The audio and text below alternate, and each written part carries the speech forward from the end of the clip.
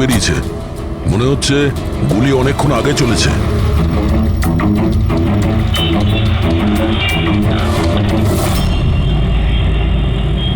এসব কি করে হলো মিস্টার আশুতোষ? আচ্ছা, আর এনার নাম কি? ইনি আমার স্ত্রী সুচি। মানে বলতে চাইছি আমার ex wife Suchi. Ex wife? এসব কি করে হলো? জানি না স্যার, আমি কিছু জানতেই পারিনি। কিচ্ছু জানো না? তোমার এক্স ওয়াইফ তোমার পাশের সিটে বসেছিল, গুলি চললো, তুমি কিচ্ছু জানো না? এটা কি করে সম্ভব? আমার হাজব্যান্ড কখনো মিথ্যে বলেন না। উনি যখন বলছেন উনি জানেন না, আই এম শিওর যে উনি কিছু জানেন না। আপনি আমি মিহিকা, ওনার প্রেজেন্ট ওয়াইফ। মিস্টার আশুতোষ, যখন সুচির গুলি লাগে আর পিছনের কাঁচটা ভেঙে যায় তখন নিশ্চয়ই শব্দ হয়েছিল, আর আপনি আমাদের বলছেন আপনি কিছুই জানেন না। আসলে গাড়ির মধ্যে খুব জোরে মিউজিক সিস্টেম বাজছিল আর সুচি ঘুমিয়েছিল।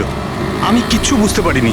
ওই লোকটা কিছু জিনিস বিক্রি করতে এসেছিল। ও যখন আমাকে বললো তখন আমি বুঝতে পারলাম কি সুচি। গাড়িতে মিউজিক চলছিল আর সূচি ঘুমিয়ে পড়েছিল। অদ্ভুত, প্রায়শই লোকেদের ঘুম একটু আওয়াজেই ভেঙে যায়, আর এত লাউড মিউজিকে সূচি ঘুমোচ্ছিল। স্যার, আপনাদের কথা থেকে বোঝা যাচ্ছে যে আপনারা আমাকেই সন্দেহ করছেন। স্যার, আমি এটা কেন করব? সুচি আর আমার ডিভোর্স নিশ্চয়ই হয়েছিল, কিন্তু আমরা ভালো বন্ধু ছিলাম আর আমাদের যোগাযোগও ছিল। আপনি দীনেশকে জিজ্ঞাসা করে নিন। দীনেশ? স্যার, আমি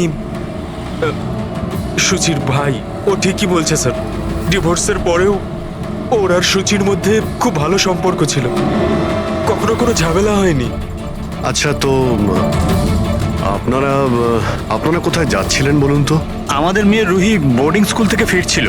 তাহলে এই সুচি কি গাড়িতে ওঠার পরেই ঘুমিয়ে পড়ে নাকি পরে? স্যার, ব্যাপারটা হলো আমাদের মধ্যে একটু আগে ঝগড়া হয়েছিল। আশুতোষ, রুহি স্কুল খুব ভালো, এই স্কুল চেঞ্জ করার কোনো দরকারই নেই। সুচি, এই স্কুলটার টাকা পয়সা খুব বেশি, আমি এর ফিসটা জোগাড় করতে পারবো না। কিন্তু আমি করতে পারি, আর আমি আমার মেয়ের এডুকেশনে কোনো কম্প্রোমাইজ করব সুচি, না। আমি তোমার থেকে টাকা নিতে পারবো না। কেন? ও, তোমার মেয়ে লিগো চলে আসে তাই না, যে আমি তোমার থেকে বেশি ইনকাম করি? জানো, আমাদের ডিভোর্সের কারণ এটাই, যে একটা মেয়ে একটা ছেলের থেকে বেশি ইনকাম করে। সাফল্যটা মনের ব্যাপার, এটা স্বামী স্ত্রীর প্রতিযোগিতা নয়। তোমার সাথে কোনো তর্ক করতে চাই না, না এই ব্যাপারে কোনো কথা বলতে চাই। রুহি এই স্কুলেই থাকবে। তারপর আমাদের মধ্যে আর কোনো কথা হয়নি। আমার মনে হয়েছিল ঘুমিয়ে পড়েছে। আচ্ছা, এই যখন ঝগড়া হচ্ছিল তখন গাড়ি কোথায় ছিল, মানে কোন এলাকায়? স্যার, লিংক রোডের সিগন্যালে, কেপি থিয়েটারের পাশেই। আর তারপর কোন রাস্তায় গেছিলেন আপনারা? সেখান থেকে স্যার আমি লেফট নিলাম, ওই সামনে ফ্লাইওভারটা আর দেখে। সোজা এখানে চলে এসেছেন? হ্যাঁ স্যার। তার মানে প্রায় 2 কিলোমিটার এই গাড়িটা চলেছে। তার মানে 2 কিলোমিটারের মধ্যেই কোথাও গুলি চলেছে সূচির উপরে। পঙ্কজ, একটা কাজ করো তো, কেপি থিয়েটার থেকে এইখানে 2 কিলোমিটার অবধি চেক করে দেখো তো, যদি কোথাও কিছু প্রমাণ পাওয়া যায়, মানে কোথাও কাচের টুকরো পড়েছে কিনা দেখে নিও, ঠিক আছে? আর হেঁটে যেও। 2 কিলোমিটার স্যার? হেঁটে যাও। গুলিটা অদ্ভুত অ্যাঙ্গেল থেকে লেগেছে, এই নিচে, মানে গুলিটা উপর থেকে নিচে এসেছে, মানে যে গুলি চালিয়েছে তার হাত উঁচু করতে হয়েছে ফায়ার করার সময়। খোলা রাস্তায় কেউ গুলি মেরেছে আর কেউ দেখেনি? হতে পারে খুনি একটু দূরে ছিল, তাও গুলি করা খুবই মুশকিল ছিল এই চলন্ত গাড়িতে, আর তাও তখন যখন খুনি হয়তো গাড়িতে বা কোনো বাইকে ছিল। তবে এইভাবে গুলি করাটা কিন্তু সহজ নয় দয়া।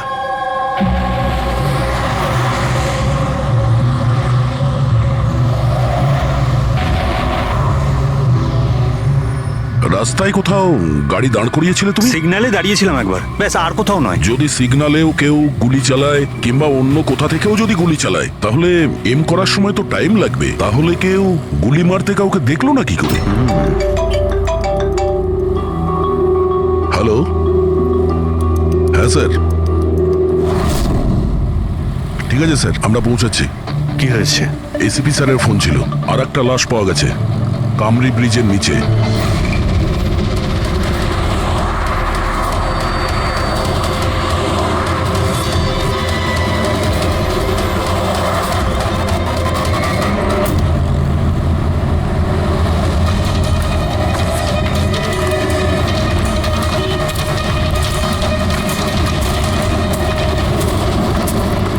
হ্যাঁ দয়া, স্যার, আপনি জানলেন কি করে এই লাশটার কথা?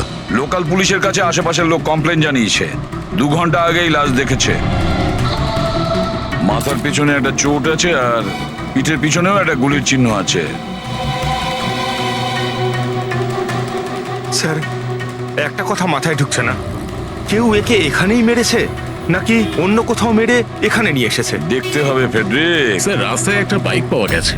আমার মনে হচ্ছে এই লোকটারই বাইক হবে।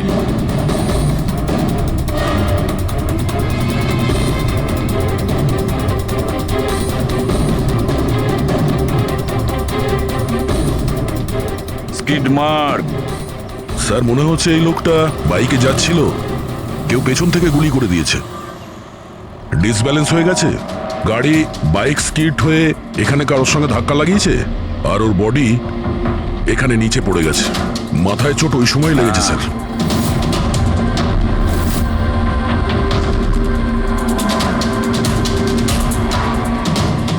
স্যার, হ্যাঁ, কিছুতেই বুঝতে পারছি না এই লোকটা কে। এর কোনো রকম আইডেন্টিফিকেশন নেই। আমি মিসিং পার্সনস ব্যুরোতে জিজ্ঞেস করে দেখবো কি? ফেডরিক, এত তাড়াতাড়ি কেউ মিসিং পার্সনস ব্যুরোতে রিপোর্ট করে না।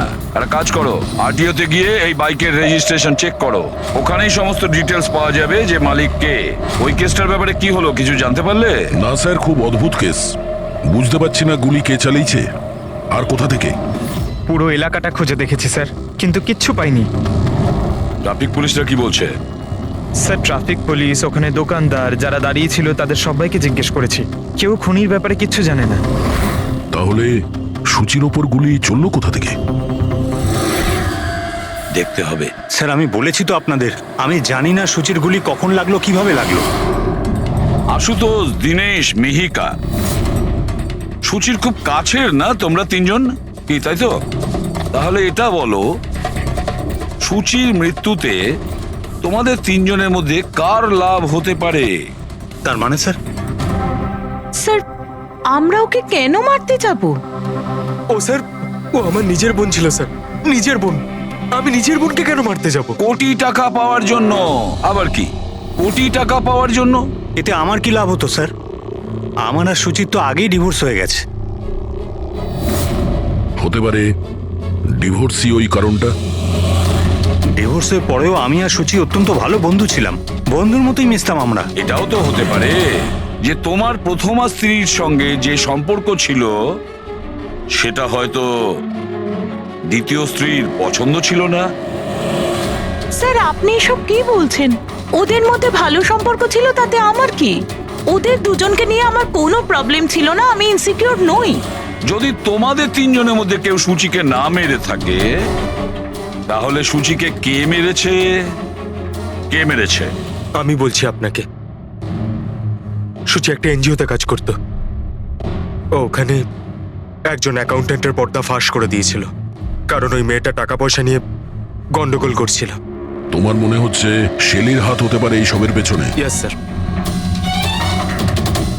ওকে অনেকবার হুমকিও দিয়েছিল। স্যার, আমার তো মনে হচ্ছে কি এই কাজটা হয়তো পৃথ্বীর হতে পারে। আচ্ছা, এই পৃথ্বী কি? খুবই খুবই অসভ্য ধরনের লোক, ওই রোমিও টাইপের। সুচি পুলিশকে কমপ্লেনও করেছিল ওর বিরুদ্ধে, কিছুদিনের জন্য জেলেও গেছিল। ঠিক আছে, তোমরা তিনজন যেতে পারো। Thank you sir. Thank you sir. Thank you sir.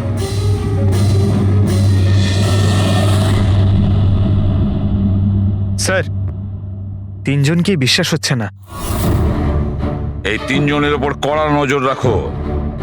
আর দয়া, স্যার, শেলি আর পৃথ্বী, ওদের দুজনকে ব্যুরোতে ডাকো।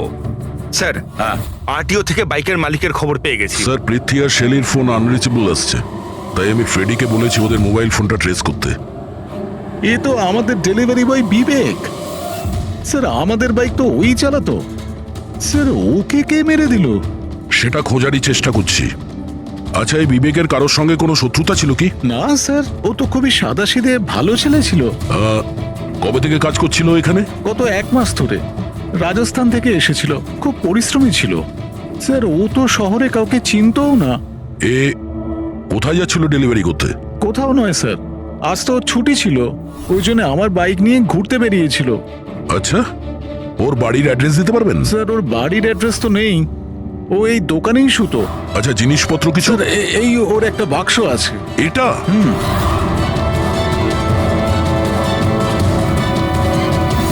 স্যার, এই লোকটার বক্স আর সবকিছু চেক করলাম, তাতেই সার্কাসের প্যাম্পলেট ছাড়া আর কিছুই পেলাম না। হয় ও সার্কাস খুবই পছন্দ করত, না হলে নিজের ফ্রি টাইমে প্যাম্পলেট বানিয়ে টাকা রোজগার করত। এটা এমন একটা মার্ডার যাতে কোনো সাসপেক্টই নেই। আচ্ছা, বিবেকের মতো এই ধরনের গরিব লোকদের মেরে কার কি লাভ হতে পারে? সেটাই তো।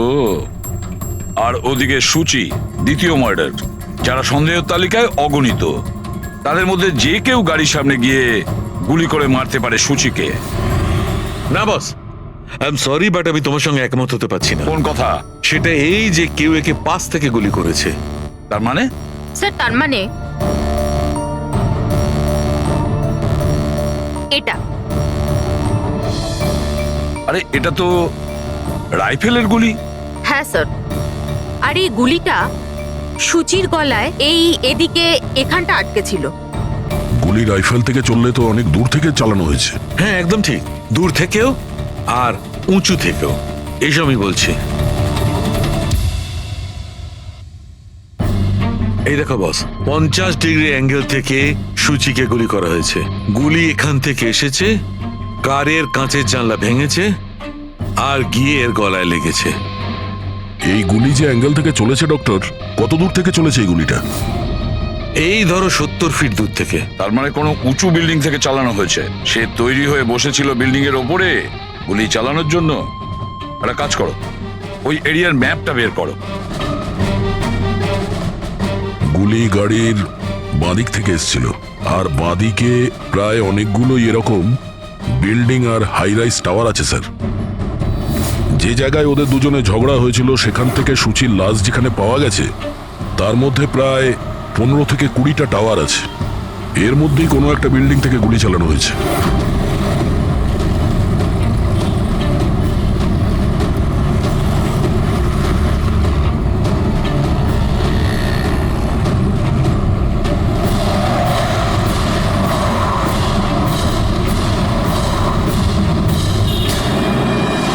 বাস ঠিক আছে।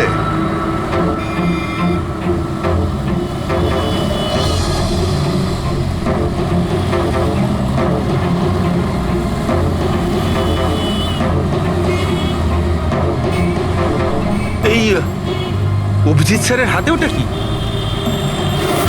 মার কাছে ফ্রেডি, ঠিক সেই হাইটে যে হাইটে সূচির গুলি লেগেছিল। আর আমার হাতে এই ডিজিটাল ডিস্টেন্স রিডার আছে। এর থেকে এই লেজার লাইট যদি ওই মার্কেট ঠিক যায়, তাহলে তার মানে গুলি এখানে এই বিল্ডিং থেকেই চালানো হয়েছে। সব মাথার উপর দিয়ে গেল। ঠিক আছে, এটা এখনই করে দেখছি। হ্যাঁ দয়া, আমি তৈরি। ওকে অভিজিৎ, একটু ডান দিকে এসো, ডান দিকে। হ্যাঁ, ঠিক হালকা আছে। হ্যাঁ একটু বাঁদিকে। ব্যাস ব্যাস ব্যাস, ঠিক আছে। একটু পেছনে, একটু পেছনে। দেখেছো, এই লেজার ঠিক ওই মার্কে হিট করছে না, হিট করছে না ওখানে। গুলি এখান থেকে চালাইনি স্যার। এক্স্যাক্টলি। আরে স্নাইপারের কাছে অত সময় ছিল না নিশানা ঠিক করার জন্য যখন ও সূচিকে গুলি চালিয়েছিল।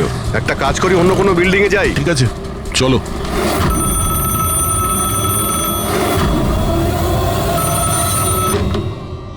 হ্যালো। হ্যাঁ হ্যালো। আচ্ছা, এটা কি ফ্যান্টাসি সার্কাস জয়পুর রাজস্থানের অফিস? হ্যাঁ ঠিকই, বলুন। দেখুন, আমি মুম্বাই সিআইডি থেকে এসিপি পদ্মমান বলছি। আপনার ওখানে কোনো বিবেক নামে কেউ কাজ করতো? হ্যাঁ হ্যাঁ, বিবেককে আমি চিনি তো, ও এই সার্কাসেই কাজ করতো। কেন, কি হয়েছে? কি কাজ করতো বলতে পারবেন আপনি? দেখুন স্যার, আপনার সঙ্গে সারাদিন ফোনে কথা বললে আমার শো ক্যান্সেল হয়ে যাবে। আমি আপনার কথা আমার মালিককে বলে দিচ্ছি, উনি আপনাকে ফোন করে নেবেন। ঠিক আছে? হ্যালো।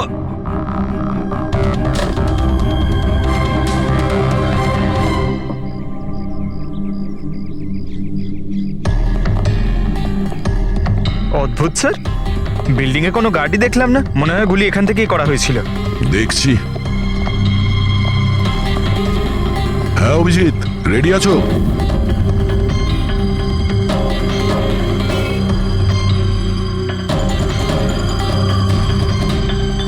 না অভিজিৎ, এখান থেকে টার্গেট ঠিকঠাক লাগছে না, একটু ডান দিকে এসো, ডান দিকে আর একটু।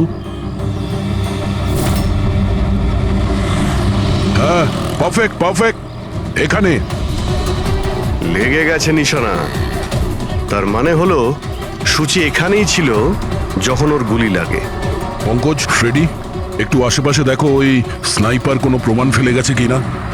কিন্তু ভাই দয়া, এখানে তো কোনো স্পিড ব্রেকারও নেই।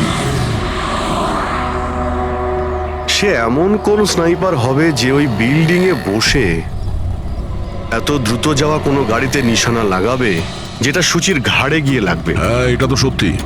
আশুতোষ, যখন তোমার গাড়িটা এখানে ছিল, হ্যাঁ তখন কোনো কারণে তোমার গাড়িটাকে স্লো করতে হয়েছিল কিংবা দাঁড় করাতে হয়েছিল, কিছু মনে আছে? হ্যাঁ স্যার, আমি যখন ড্রাইভ করছিলাম তো গাড়ির সামনে একটা ভিখারি এসে গেছিল আর আমায় ব্রেক করতে হয়েছিল। ভিখারি? হ্যাঁ, কি হলো? এইদিকে কিচ্ছু নেই স্যার। কিছু নেই? ওদিকেও কিছু নেই স্যার। ওই ভিখারি দেখতে কেমন ছিল? স্যার, ওর এক হাতে তো একটা ক্রাচ ধরা ছিল, অন্য হাতে লাল পোটলা, গলায় গামছা আর মাথায় অর্ধেক টাক ছিল। অভিজিৎ, এই ফ্লাইওভারের নিচে অনেক ভিখারি থাকে, ওদের মধ্যে কেউ একজন হবে। হ্যাঁ, আমি শুনলাম আশুতোষ যা বললো ভিখিরির ব্যাপারে। আমি নিচে গিয়ে দেখছি। এই কে তোমরা? কাকে জিজ্ঞেস করে ওপরে এসছো? তুমি এখানকার ওয়াচম্যান, ডিউটিতে কেন ছিলে না? আমার ইচ্ছে। এই তোমরা কি আমাকে ডিউটি শেখাচ্ছ? সিআইডি। সিআইডি? জানো তোমার জন্য এখানে একজন মহিলার খুন হয়ে গেছে? আমার জন্য খুন? কেউ এই ছাদ থেকে একজন মহিলাকে নিচে গুলি মেরেছে, কি জানো ওই ব্যাপারে?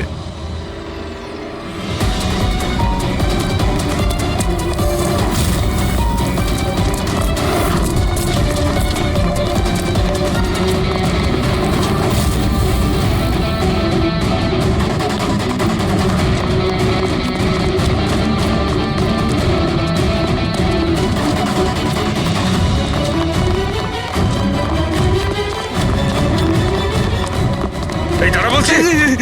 স্যার, স্যার আমি কিছু করিনি স্যার। স্যার আমাকে ছেড়ে দিন স্যার, আমি কিছু করিনি। কিচ্ছু করিসনি, কিচ্ছু করিসনি তুই। চল। আমি ভয় পেয়ে গেছিলাম স্যার। কেন ভয় পেয়েছিলি? কি জানিস এই খুনের ব্যাপারে? স্যার, আমি টাকা নিয়েছিলাম, কিন্তু এটা বলেনি যে ও কাউকে খুন করতে চলেছে স্যার। কে ছিল ওই লোকটা? আগে কোনোদিনও দেখিনি স্যার। ও বলেছিল যে ও বিল্ডিং এর ছাদে গিয়ে ওর গার্লফ্রেন্ডকে প্রপোজ করতে চায়।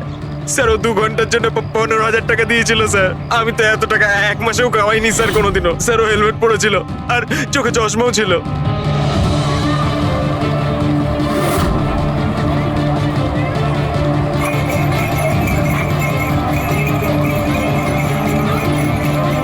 আরে ভাই শোনো। ও দাদা, আচ্ছা এখানে এমন কাউকে তোমরা দেখেছো যে মাথায় লাল গামছা বাঁধে, লাল রঙের একটা বোঁচকা আছে আর লাঠির সাহায্যে হাঁটেও?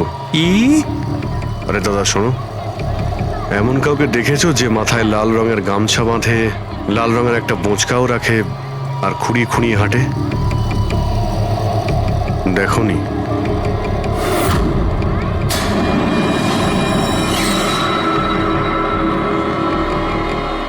আরে ভাই শোনো, আরে ভাই শোনো, একটু কথা আছে। এই যে,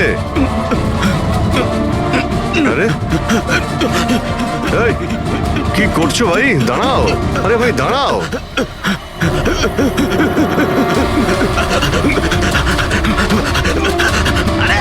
আমি কিছু করিনি, আমার কাছে কোনো টাকা পয়সা নেই, আমি কোনো কিছু চুরি করিনি, আমি একজন ভিখারি। আরে ছেড়ে না আমাকে। ল্যাংড়া সাজার নাটক করছিস?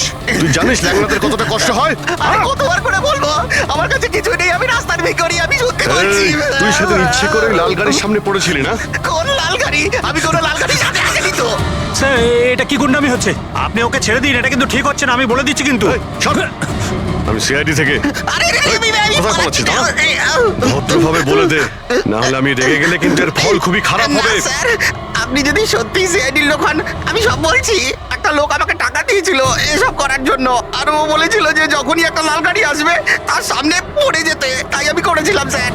তুই কি করে জানলি যে লাল গাড়ি কখন আসবে? ওই ছাদে একটা লোক দাঁড়িয়ে আমাকে ইশারা করছিল, ওই রকমই। ও যে ইশারা করবে আমি তখনই লাল গাড়ির সামনে উল্টে পড়ে যাব। প্ল্যান ছিল স্যার। জানিস একটা মহিলার খুন হয়ে গেছে তোর এই প্ল্যানের জন্য? সাহেব আমাকে ক্ষমা করে দিন, দেখুন আমি রাস্তার একজন ভিখারি। ঠিক আছে, তুই এটা বল ওই লোকটা দেখতে কেমন ছিল? ওই স্যার, ও হেলমেট পরেছিল, মোটরসাইকেলে এসেছিল, আমি তো ওর মুখটা দেখতেই পাইনি। আরে ভাই, কিছু তো দেখেছিলি, কিছু তো শুনেছিলি। ওর একটা ফোন এসেছিল, ফোনে বলছিল যে তাড়াতাড়ি দেখা করতে এসো, আর উত্তরে বললো যে আমি ওখানে পৌঁছচ্ছি। কোথায় কোথায় পৌঁছতে বলছিল, তোর মনে আছে কিছু? হ্যাঁ, মনে পড়েছে, ভান্ডুপ মিল। ভান্ডুপ মিল, ভান্ডুপ মিল। আচ্ছা, ঠিক আছে, ঠিক আছে, ফিরে এসো, আমি স্যারকে ইনফর্ম করছি। Okay sir. হ্যাঁ, অভিজিৎ ভান্ডুপ মিল থেকে ফিরে আসছে। ও বলছে যে মিল একদম ফাঁকা পড়ে আছে, কোনো প্রমাণই ওর হাতে পড়েনি। খুনি তো ওখান থেকেই পালিয়ে গেছে। হতে পারে অভিজিৎ পৌঁছানোর আগেই ওখান থেকে ও পালিয়ে গেছে। পঙ্কজ। হ্যাঁ স্যার। পঙ্কজ, একটা কাজ করো, যখন সুচির গুলি লেগেছিল ঠিক ওই সময়ে ওই এরিয়াতে কতগুলো মোবাইল অ্যাক্টিভ ছিল খোঁজ নাও। স্নাইপারের ফোন ওদের মধ্যেই কারোর হবে।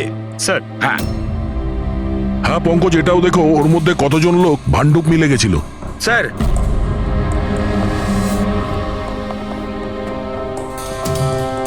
স্যার, এ হলো শৈলী, এনজিওর অ্যাকাউন্টেন্ট। সুচি একটা এনজিওতে কাজ করত। ও ওখানে একজন অ্যাকাউন্টেন্টের পর্দা ফাঁস করে দিয়েছিল। আর এ হলো পৃথ্বী, যার বিরুদ্ধে সুচি রিপোর্ট লিখিয়েছিল। সুচি পুলিশে কমপ্লেনও করেছিল ওর বিরুদ্ধে, কিছুদিনের জন্য জেলেও গেছিল। আপনারা কি করে ভাবলেন যে সুচির মৃত্যুর জন্য আমি দায়ী? হ্যাঁ স্যার, আমিও তো এমন কিছুই করিনি, আমি তো কারোর মার্ডার করিনি স্যার। শেলি, তোমার চাকরি চলে গেছিল সুচির জন্যে, আর তারপর থেকে তোমার এখনো পর্যন্ত কোনো চাকরি পাওইনি। ধার করে করে সংসারে খরচা চালাচ্ছ তুমি।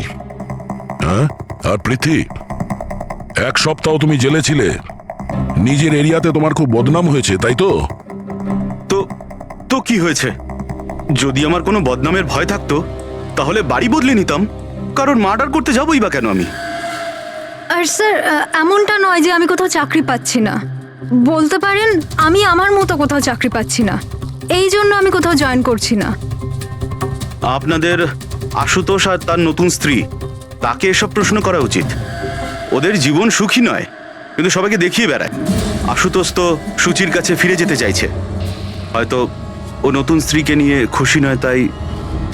আর স্যার, সুচির না ওর ভাইয়ের সাথেও বনিবনা ছিল না, সব সময় না ফোনে ঝগড়া করতে থাকতো।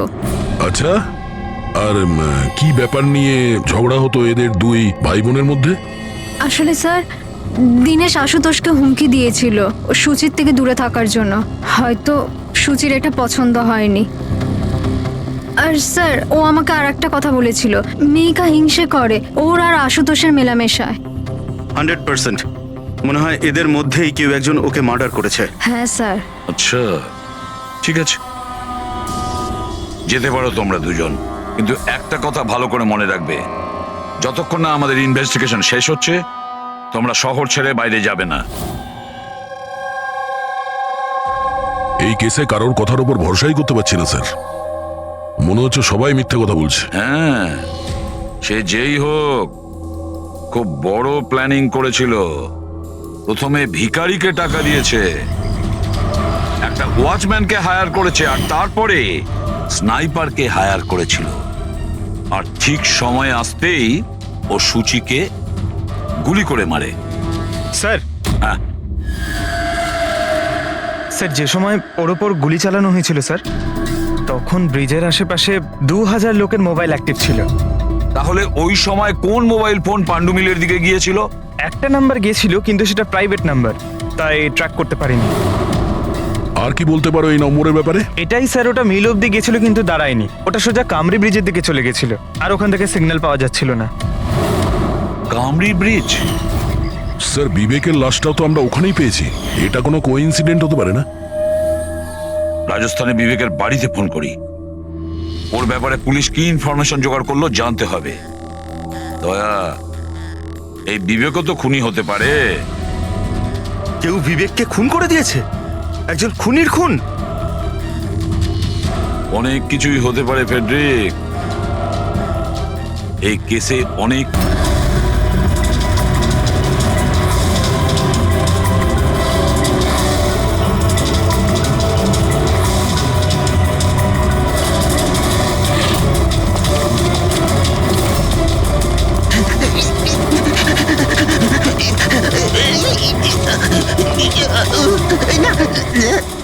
আরে তুই বারবার পালাস কেন? হ্যাঁ, বারবার আপনারা আমার পিছনে পড়ে আছেন কেন? পিছনে তোর পড়ে সঙ্গে আছেন কথা কেন? আছে। আমি কিছু কথা বলতে চাই না। অনেক হয়ে গেছে স্যার, আপনারা আমাদের এইভাবে বিরক্ত করতে পারেন কেউ না। তোমাদের জ্বালাতন করছে না, আমরা নিজেদের কাজ করছি। যাও। কিছু শুনতে চাই না, যান এখান থেকে। আরে একজনের খুন হয়েছে, তোমরা কি বুঝতে পারছো না? হ্যাঁ, তা কি হয়েছে? আমরা কি খুন করেছি নাকি? হ্যাঁ, আমরা গরিব মানুষ, ভিক্ষা করে খাই, তার মানে কি আপনারা আমাদের উপর দোষ দিয়ে দেবেন? হ্যাঁ, দেখুন না।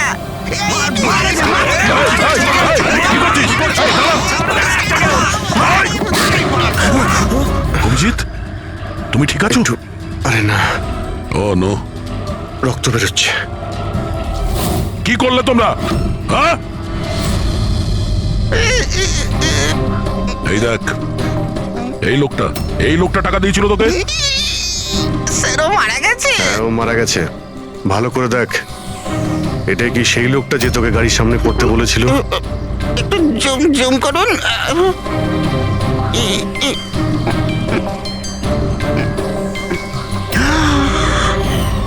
এমন ঘড়ি তো ও পড়েছিল। হতে পারে যে লোকটা একে টাকা দিয়েছে সেই প্রমাণটা লোপাট করার জন্য ওকেও মেরে দিয়েছে। চালায় বললাম আমি, ধরেছে তো ছাড়তে হ্যাঁ, পঙ্কজ। চাইছে না। হ্যাঁ, আচ্ছা। ও, ঠিক আছে, ঠিক আছে, ওকে ওকে, থ্যাংক ইউ। পঙ্কজের ফোন ছিল, বলছিল যে বিবেক রাজস্থানে কোনো সার্কাসে কাজ করত, নিশানাবাদ ছিল। 1 মাস আগেও সার্কাসের চাকরি ছেড়ে দিয়েছিল। বলেছিল মুম্বাইতে একটা বড় চাকরি পেয়েছে ও। আর হ্যাঁ, যাওয়ার সময় ওই রাইফেলটা ওটাও চুরি করে নিয়ে গেছিল। রাইফেল চুরি করে এনেছিল? হয়তো সুচির সুপারি নিয়ে এখানে এসেছিল, আর দোকানে এই জন্য কাজ করতো যাতে ওকে কেউ সন্দেহ না করে। হ্যাঁ, আর এই পুরো ষড়যন্ত্রের যে মাস্টার মাইন্ড, সে নিশ্চয়ই রাজস্থানে গেছিল বিবেককে সুপারি দেওয়ার জন্য। কে হতে পারে এই মাস্টার মাইন্ড, যাকে চোখের সামনে দেখেও ধরতে পারছি না?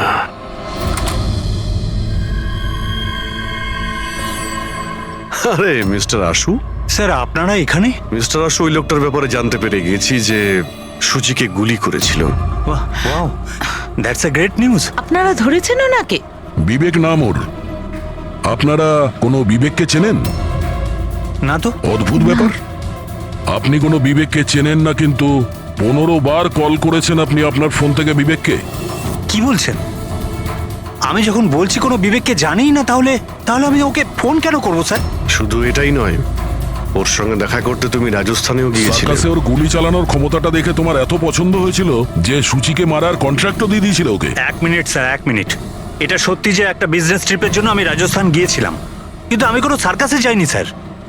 আর আমি যখন কোনো বিবেককে চিনি না, তো তাকে ফোন কেন করবো? তাহলে কি তোমার এই ফোন রেকর্ড মিথ্যে কথা বলছে? স্যার, এটা হতে পারে কি আমার ফোন থেকে অন্য কেউ ওকে ফোনটা করেছে আমার না থাকার সুযোগে।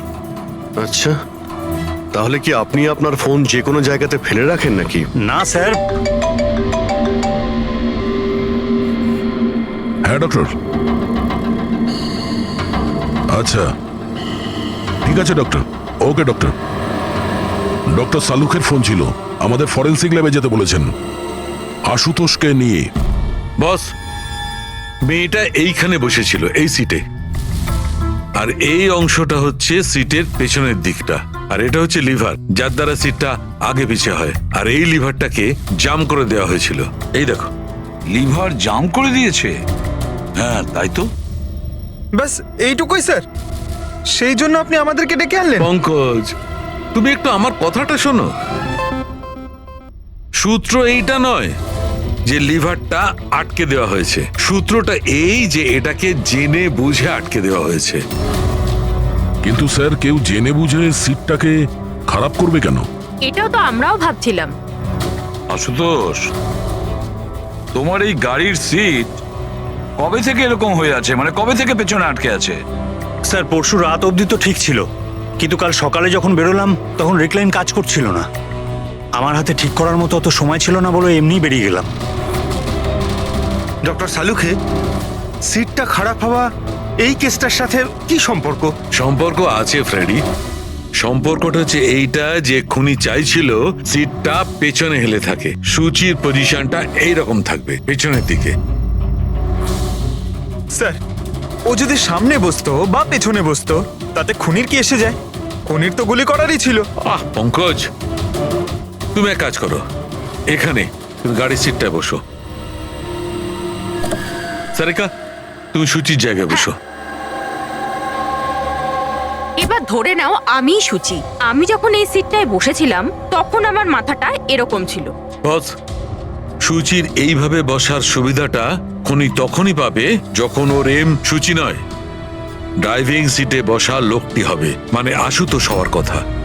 কিন্তু আশুতোষকে কোনো কারণে খুব ব্রেক চাপতে হয়, ব্রেকের কারণে ঝটকা লাগে, আর সেই ঝটকায় সুচি ঝুঁকে যায়। আর বস, আশুতোষকে লাগার পরিবর্তে সুচির গুলি লাগে। স্যার, তার মানে আশুতোষ খুনি নয়, কিন্তু কেউ ওর খুন করতে চাইছিল। দয়া,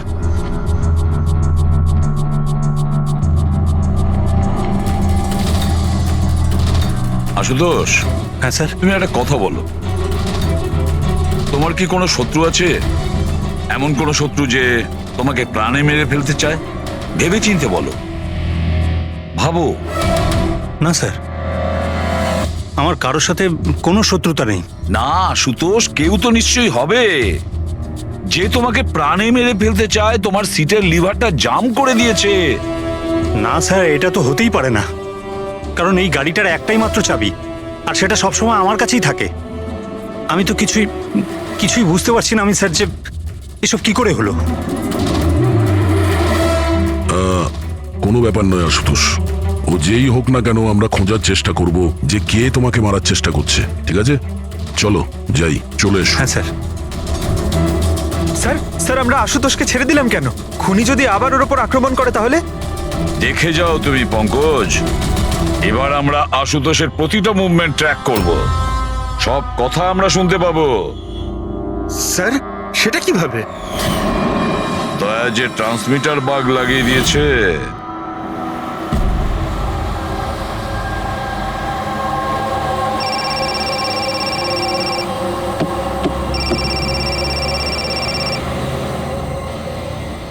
হ্যালো, হ্যাঁ বলো। আচ্ছা, ওকে, চলে এসো বাড়িতে। ওখানে? কিন্তু ওই জায়গাটা তো বন্ধ না। ঠিক আছে, আসছি।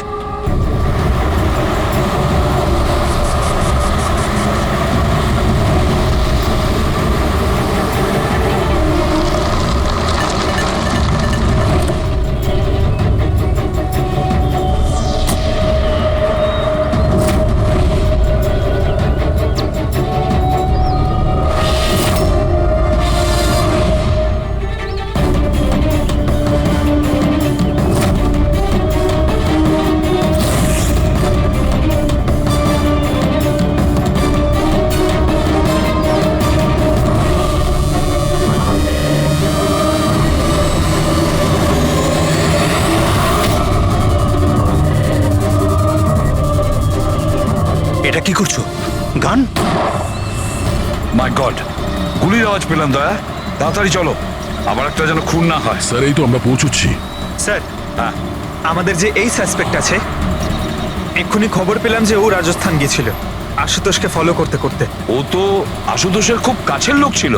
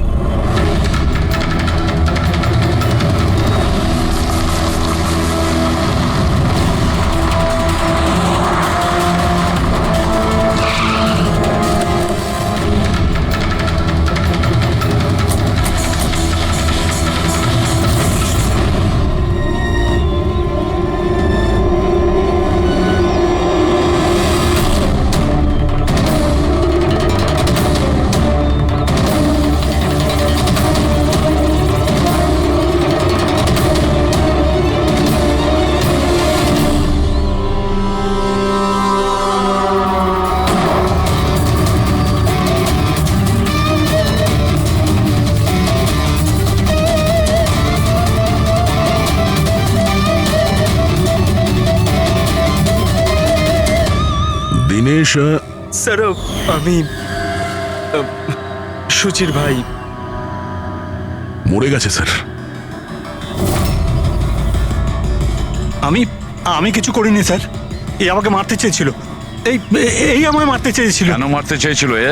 স্যার এর মনে হতো যে এর বোনের সর্বনাশের জন্য আমিই দায়ী।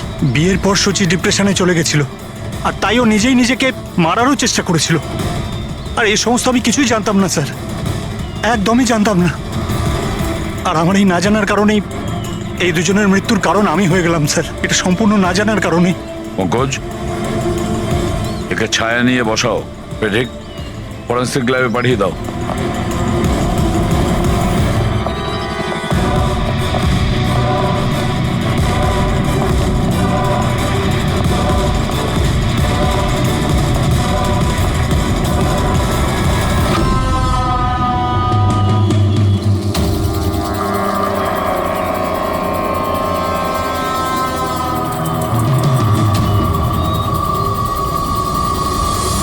গল্পে একটা নতুন টুইস্ট। আশুতোষ,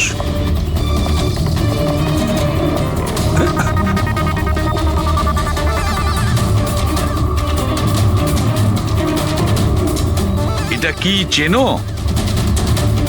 না স্যার, আমি ঠিক জানি না। জানো না? এক্ষুনি জেনে যাবে।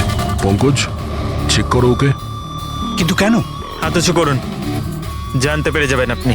স্যার আমি তো কিচ্ছু করিনি, আমি নিরপরাধ। আপনারা কেন আমার তল্লাশি নিচ্ছেন? আমার কথা বিশ্বাস করুন স্যার, আমার কাছে কিচ্ছু।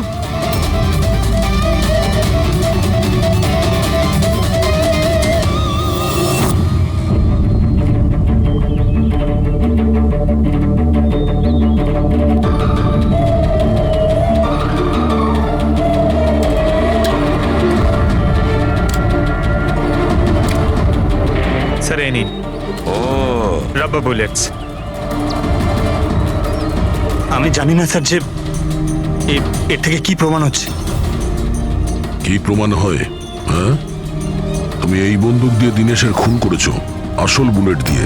হ্যাঁ, তাহলে এই গানটা কি করে এলো তোমার কাছে? আর ওই নকল রাবার বুলেট, ওটা কি করে ফায়ার হলো আর কখন? স্যার প্ল্যান আমিই করেছিলাম। A to Z পুরো প্ল্যান আমার। সুচির মৃত্যু, দীনেশের মৃত্যু,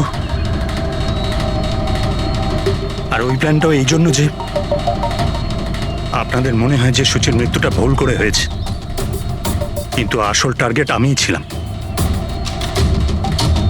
আর আপনাদের সন্দেহ যাতে দীনেশের উপর যায়। কিন্তু সমস্ত প্ল্যানটা নষ্ট হয়ে গেল, সবকিছু জ্বলে গেল। কেন মেরেছো তুমি সুচিকে? সুচিকে মেরে তুমি কি পেলে? সুচি আমার মেয়ে রুহিকে নিয়ে চিরকালের জন্য দেশ ছেড়ে চলে যেতে চেয়েছিল, আর এই কথাটাও আমার কাছে লুকিয়েছিল। আপনারাই বলুন স্যার, আমার একমাত্র মেয়েকে নিজের থেকে দূর কিভাবে করতে দিতাম? আর সেই জন্য তুমি বিবেক মানে একজন শার্প শুটারকে টাকা দিয়েছো নিজের স্ত্রী সুচিকে মেরে ফেলার জন্য, আর যেই ও তোমার কাজ শেষ করেছে ওকেও মেরে দিয়েছো। তুমি দীনেশকে কি এমন কথা বলেছিলে যে ও মারার জন্য তোমাকে এখানে চলে এলো? আমি আমার ওয়াইফকে দীনেশের কাছে পাঠালাম। কি? হ্যাঁ দীনেশ, আমি এক্ষুনি জানতে পারলাম যে আশুতোষই তোমার বোনকে মেরেছে, আর ও তোমাকেও মারতে চায়। না না, আমি ওকে ছাড়বো না, মেরেই ফেলবো আমি ওকে। দীনেশ, পাগল হয়ে গেছো নাকি? খুন করবে তুমি? ও আমার বোনকে মেরে ফেলেছে, আমি ওকে ছাড়বো না। আমার বোনকে এভাবে মেরে ফেলার আগেও একবারও ভাবলো না। না, যাই হয়ে যাক না কেন আমি ওকে ছাড়বো না, দীনেশ, আমি ওকে কিছুতেই দীনেশ, ছাড়বো না। দাঁড়াও, আমার কথা শোনো। আর সুযোগ পেয়ে ওর বন্দুকটা বদলে দিল। তাহলে দীনেশ তোমার উপর যে গুলিটা চালাচ্ছিল সেটা নকল ছিল? হ্যাঁ, মারপিটের সময় আমি ওই গানটা বদলে দিয়েছিলাম, যাতে আপনাদের মনে হয় কি আত্মরক্ষার জন্য আমি দীনেশকে মেরেছিলাম, আর আপনাদের সামনে আমি নিরপরাধ বলে সাব্যস্ত হই। কি রেখে গেলে তোমার ছেলের জন্য? না মা না বাবা। ওই সন্তানকে পাওয়ার জন্য তুমি ওরই মাকে মেরে ফেলেছো, আর এই অপরাধে তুমিও আজীবন জেলের গড়াদের পেছনে থাকবে। বলো আশুতোষ, কি পেলে তুমি নিজের ছেলেকে এভাবে অনাথ করে? কি পেলে?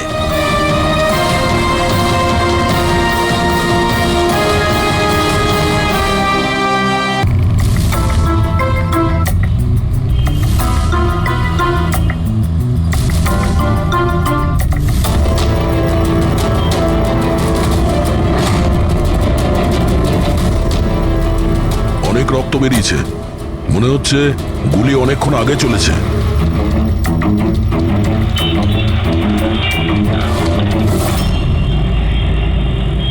এসব কি করে হলো মিস্টার আশুতোষ, আচ্ছা, আর এনার নাম কি?